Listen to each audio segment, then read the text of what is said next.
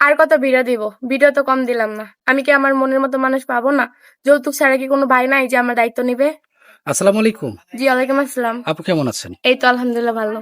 আপু আপনার নাম কি? দেশের বাসা কোথায়? আমার নাম লামিয়া, আমার দেশের বাড়ি জামালপুর। জামালপুর। হ্যাঁ। তো মূলত পরিবারে কে কে আছে? আমি, বাবা, সৎ মা, ছোট বোন। সৎ মা। সৎ মা তো হ্যাঁ। সৎ মায়ের মতো হয়, তাই তো? জি। তো আপু আমাদের প্রতিবেদনে আসার কারণ কি? মূলত বিয়ের জন্য। বিয়ের জন্য আসছেন। হ্যাঁ। তো কিরকমের মনের মানুষ চাচ্ছেন জীবন সঙ্গী হিসেবে? সে দেখতে যেমনই হোক, কালো কুচি যেমনই, আমি একটা ভালো মেয়ের মানুষ চাই। তার যদি সে যদি ৪ সন্তান অথবা ৫ সন্তানের বাবা হয়ে থাকে কোনো সমস্যা আছে? না, আমার কোনো আপত্তি নেই। সে যদি আমার ৪ নম্বর বউ বা ৫ নম্বর বউ বানায় তবুও কোনো আমার আপত্তি নেই। তো আপনাকে যদি ৫ম নম্বরের স্ত্রী হিসেবে স্বীকৃতি দিতে চায়, আপনার কোনো সমস্যা আছে? না, আমার কোনো সমস্যা নেই। আমি রাজি আছি। তো আপু আপনার সঙ্গে যোগাযোগ করবে কিভাবে? আপনাদের মাধ্যমে।